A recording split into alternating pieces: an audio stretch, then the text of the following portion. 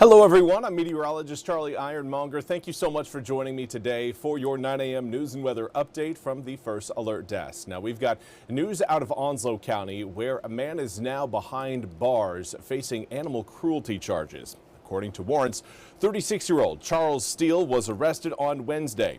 Warrants show that Steele did not provide a dog with food, water, or care, leading to its death. Steele also intentionally wounded, injured, or deprived necessary care to 4 puppies, court documents show. Now, the Onslow County man was charged with felony cruelty to animals, kill animal by starvation, and 4 counts of misdemeanor cruelty to animals. He was taken to the Onslow County Jail, where he remains on a $10,000 secured bond. And we also have news out of Carteret County, where a man is now facing charges after failing to do work he was paid for. 36-year-old Jonathan Reams was arrested on Thursday. Court documents show that last March, Reams was paid $26,300 to install a diesel engine. Reams, however, did not install the engine, warrants say, and did not pay the victim back. The Carteret County man was charged with failing to work after being paid. He is being held in the Pitt County Detention Center under no bond.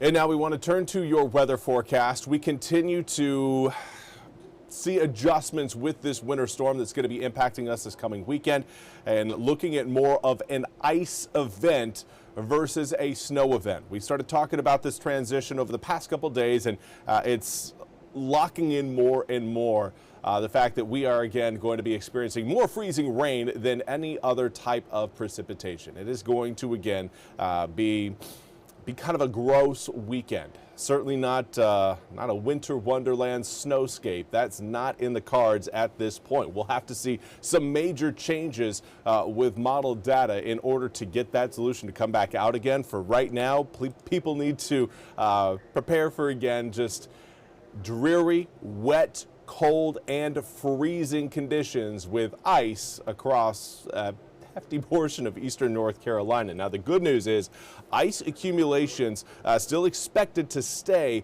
below ½ an inch. That is positive news. Once you get above ½ an inch of accumulated ice, power outages become more and more likely. Now, we are still looking at a potential for some snow and sleet to come in early, I wouldn't say early, but certainly Saturday afternoon, Saturday evening, and then as we make our way through Saturday night and into Sunday morning, everything is going to be switching over to rain and freezing rain.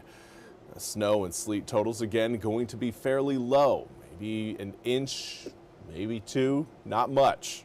Ice again is the biggest threat out of this system. Now again, it is going to extend at this point now a little bit into Monday morning. We're not going to again see Monday hold a continuation of what we're going to see on Sunday. That's not the case, but we will wake up still again to a few freezing raindrops coming down as that system pulls away from the coast early Monday morning. Tail end of Monday though looking dry, but obviously frozen. Right now, air temperatures in the upper 40s to low 50s. We've got 47 degrees in Washington, Goldsboro, as well as Rocky Mount and Manteo. 48 degrees showing up in Williamston, Greenville, Kinston, New Bern, and Kenansville. Right now, we've got 50 degrees in Jacksonville, along with Elizabeth City, 51 in Edenton, Plymouth, Oriental, and Beaufort. Now, winds right now coming in generally out of the west to west-southwest. Wind speeds not all that impressive, 5 to 10 miles an hour right now, but those winds are going to be bringing in some light rain showers to eastern North Carolina as we head through today. We've seen a few drops so far this morning. We've got more on the way coming up later on this afternoon. What I want to highlight again, we finally have a good read on that area of low pressure that's going to evolve into the massive winter storm that's going to be impacting most of the southeastern United States. That area of low pressure is the one not off the coast of Los Angeles, the one over the Gulf of California, the northern end. That is the system, again, that is going to be becoming quite the mess across the southern United States. Here you can see it slowly moving northward, gathering up not only some moisture, but quite a bit of cold air that's being pulled down out of Canada And there you see snow from southern Iowa to all the way down to central Arkansas, with then freezing rain extending down over the Dallas-Fort Worth area by Saturday morning. Now that system again continues to progress eastward, giving us a pretty good shot of, well, maybe a few snowflakes initially coming in on Saturday. This is Saturday evening at around 7 p.m. Some snow sleet mix across the east. That freezing line, that is that pink line, or darker pink lines, I may call it magenta. You pick which exactly descriptor you want to use, but that line is essentially extending from the Alligator River down towards Wilmington, Charleston, and then cruising up towards Atlanta. That is your rain snow line, your freezing line, to determine whether or not precipitation comes down either as some frozen type of precipitation or comes down as rain. Right now, that line, again, is going to be set up pretty much right along the coast late Saturday evening. So through your Saturday night into Sunday morning, we are going to be accumulating freezing rain and sleet.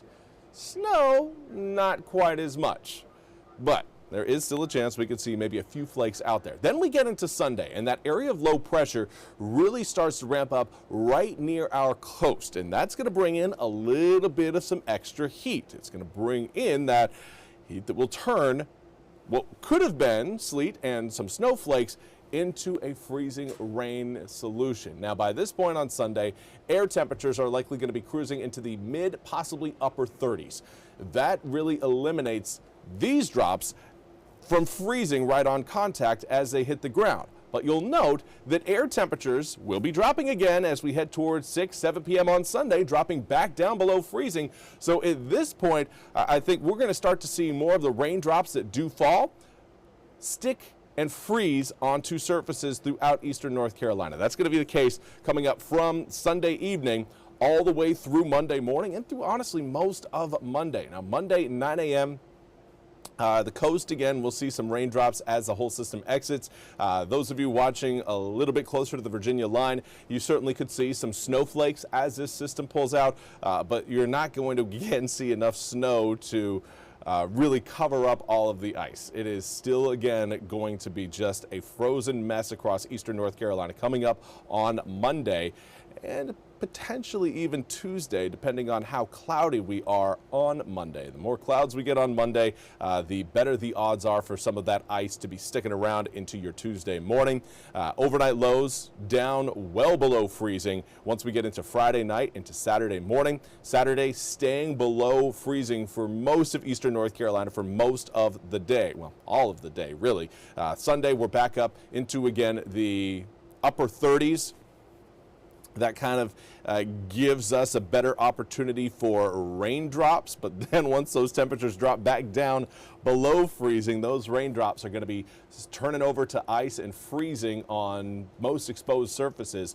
37 degrees on Monday gives us an opportunity to melt some of that ice away, but if we stay cloudy, likely not going to be seeing too much melt over Monday. Certainly some, but not enough to completely clear everything out. It's going to refreeze again Monday night into Tuesday, and then we should start to get back to at least I don't want to say an ice-free day on Tuesday, but we will see more melting on Tuesday and Wednesday, thanks to the increased sunshine, slightly warmer temperatures. I know Tuesday and Monday are pretty much sitting right at the same level, but Wednesday up in the low 40s. That will certainly take its toll on any leftover ice across eastern North Carolina. Unfortunately, if you're a warm weather fan, today is the lone day where we are going to be above our seasonal average. Coming up next week, Wednesday is the hottest day of the week. Thursday, 36 degrees. Friday is likely again going to remain in the mid 30s as we approach the following weekend. So yeah, get ready for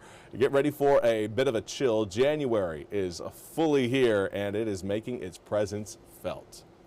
That's all we have time for today's 9 a.m. news and weather update from the First Alert Desk. I want to thank you all so much for joining me. We'll be back with more news and weather coming up at the top of the hour. Until then, have a fantastic rest of your Thursday. This hour of the WITN First Alert Desk is sponsored by ENC Pirate Realty.